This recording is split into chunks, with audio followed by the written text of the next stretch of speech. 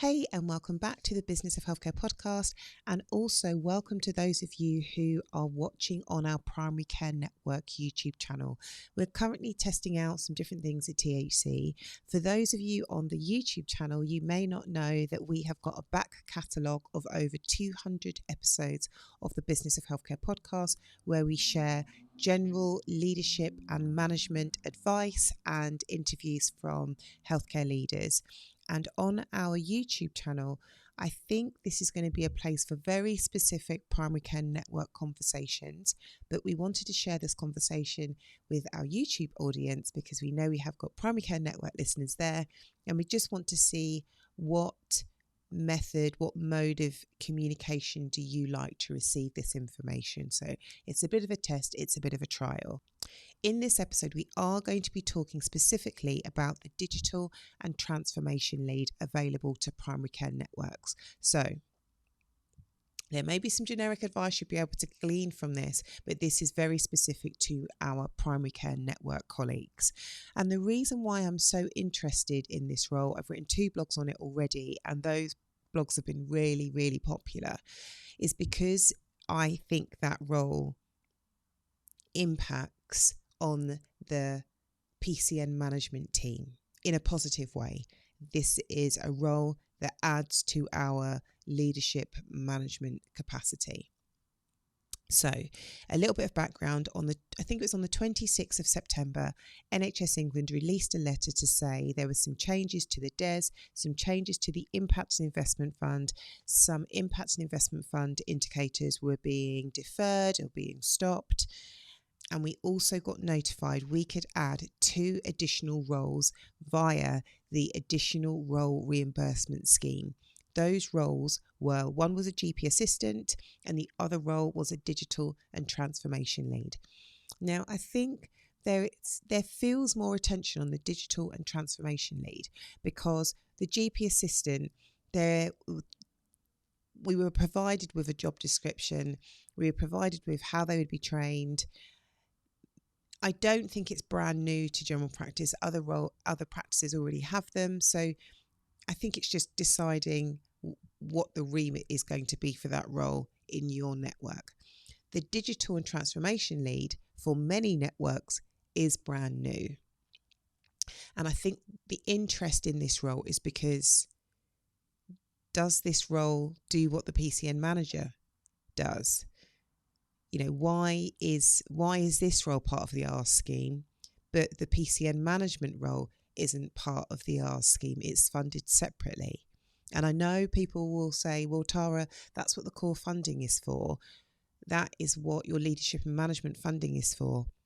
But there is a difference because for those roles in the additional role reimbursement scheme, they get an NHS pension, the NHS Agenda Band for Change. So there is a transparent salary route for them. For those of us that are PCN managers, we don't have that. Some of us, I did a survey, some of us are paid like 20 grand, some of us are paid over 100 grand. Whereas the digital and transformation lead role came out Band 8A, and it wasn't a job description at the time of recording. There wasn't a job description, but there were some defined activities for this role.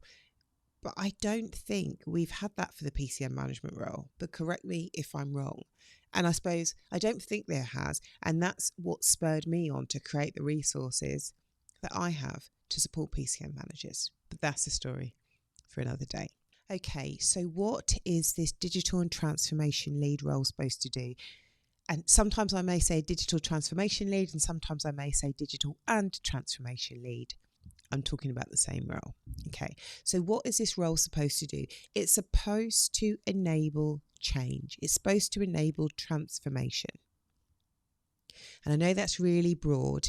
It's not, my understanding from reading the guidance and joining the GP webinar that was on the 3rd of November, it's not supposed to replace your PCN management role. It's supposed to add a capacity to be able to look at what areas for improvement need to take place in your primary care network, which are likely to do with the digital infrastructure That role is to enable change. It's to enable and upskill people on how to maximize the use of the tech.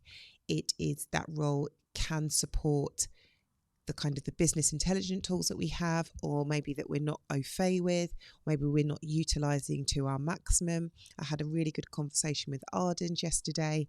We were trying to get our head around Apex. A lot of us are looking at the data coming out from enhanced access. So I think NHS England are thinking, how can we improve and maximise the use of our digital infrastructure in our primary care networks? How can we enable primary care networks to really make data-informed decisions? How can we look at the data to improve efficiencies and reduce duplication? So I hope that makes sense. I think the role is there to enable change and transformation in your network, and then to be able to have the time and capacity to look at the needs within your network, also go out, see what is happening in your local system, and bring those ideas back to upskill, to train, to maximise our digital infrastructure or other areas of the network which may need closer attention. You may be looking at a service transformation project. It's all around how can we be more efficient, more productive? How can we improve our quality of care to our patients? How can we create systems and processes which support and protect our workforce and not keep driving them to burnout and overwhelm? So that's additional capacity to be able to support that in your primary care networks. I think that role is very different from the primary care network manager. I see the role of the primary care network manager in some cases as CEO, if not the CEO, definitely the chief operating officer, the COO of the network. And the primary care network management role is to oversee all of the operations of the network. They also support HR, they also support finance, they also support business planning. So the digital transformation lead, I think they're completely different. I think that they are different roles and very complementary in the networks that we're supporting.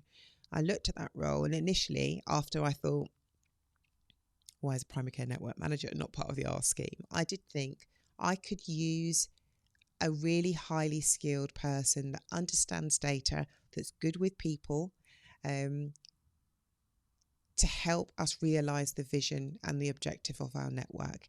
It's not just about the DES, it's not just about the Impact and Investment Fund, it's about trying to really improve the quality of care for our patients and create and design services for our patients that our patients need, that our patients want. And it's also about how can we support our workforce. And could I do with an extra pair of hands to help me with that? Absolutely.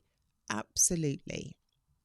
So I definitely see the role as complementary. So to help me work out whether I need this role, and you can use this as well, is that I've created a blog, and at the bottom of the blog, which is called Do We Need a Digital and Transformation Lead? I've created a grid where I've started to put down all of the activities, like the main headlines that a PCN manager does. I've started to input some of the activities that a digital and transformation lead may undertake. I've just put may because you need to design the role and make the role fit for purpose for your network. I can give lots of ideas, and I've created a JD, but you have to tweak and think, I don't need that, or maybe the role could do this. And then literally it's like a tick box exercise, like, is that a management role or could a digital transformation lead role? I think a manager trying to truly undertake the digital and transformation lead remit, I don't think there's enough time. I don't think the manager could not do it. I think the manager absolutely could do it. But I think, could it be better if we divide and conquer and build our PCN management team? I do. If your network's really small and your network, when I say is like low on the maturity, if there's conflict in your network, if you don't have many roles, maybe park this role for now. Maybe you've got other things to focus on. But if your network, I'd say, is rising up that maturity, and you feel like it's a well-oiled machine. You've got a business plan. You can see areas for improvement. You're asking yourselves, would our network benefit from dedicated expertise around the digital agenda?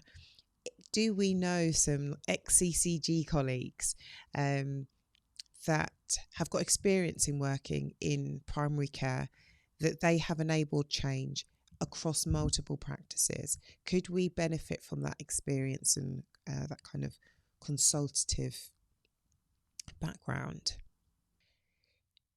When thinking about this role, could you be asking yourself, could we benefit from dedicated expertise to support areas for improvement in our project? It does not replace the PCN manager. Would we benefit from kind of standard operating procedures and common approaches in some areas? Would our network benefit from, like a deep dive into our population health data, and what does that mean? So some of you PCN managers, absolutely, you may have cracked it. And I know some of you are combining the roles. Some of you are combining the roles. For those of you that aren't, I think these questions are helpful. So could you benefit from dedicated resource and expertise to help you look at your digital infrastructure and your population health data? And outside of primary care, I used to work in the field of insurance, and there was a team. They were called the Black Belt team. They're a team of trained project managers. I was in that team for project management. And we were in that team, and we were just tasked with, how can we improve our ways of working? And when I worked in that organisation, we went paperless. So we worked in the field of insurance, processing insurance claims for the Lloyd's of London market. We went paperless. We outsourced some of our operations to Delhi. I was part of that project, which is really, really exciting. We looked at our logistics department. At one point, we had like a delivery drivers driving from Folkestone to Chatham to London, to Folkestone to Chatham to London, Folkestone to Chatham to London. Could we be more efficient? Where is the role of digital? And that team of black belts, or the black belt team, would constantly be looking for improvements to improve the bottom line of that organisation and to be more efficient. Does it make sense for us to have two logistics departments in X, Y, and Z? It doesn't. So I see the digital transformation lead. I know it's only one person at the moment, but that's that person working closely with your leadership and management team, part of your leadership and management team, working alongside them identifying areas for improvement, and the digital and transformation lead seeking to make that happen, facilitating that area of work to make it happen. This role is going to be busy. I really do believe that. And then in the true spirit of a project, like it has a start, middle of an end, it becomes business as usual. And then the digital and transformation lead moves on to the next project. But I think there probably will be some day-to-day or, like reoccurring activities that the digital and transformation lead gets involved in around reporting back the network's activity in an easy to digest way. So some of the common questions that we have as primary care networks is how many digital and transformation lead roles can we have? At the moment, each PCN is reimbursed for one. What's the salary? The salary is a band 8A. Do we have to pay the salary as a band 8A? It's a tricky question. I would say we've got band 7 pharmacists. Would you pay a band 7 pharmacist a band 6 wage? No. And if you did, they would leave quite quickly when they know that they could get the band 7 wage that they should be getting. So if the R's advice is giving us a salary banding, I think we should pay that salary. Now, what happens if you're already in that role and you're not paid that salary? I think a conversation needs to be had. I think it's if you apply the principles you would to another role. And remember, the network is being reimbursed for that role. It's not taking money out of practices' pockets. That may be contentious. You may disagree, and that's absolutely fine. Can you pay? So the other question is essentially, can we not just take that money and pay our PCN manager and call that PCN manager a digital and transformation lead?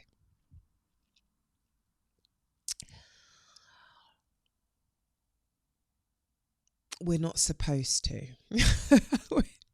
We're not supposed to. But this is the challenge with the role NHS England.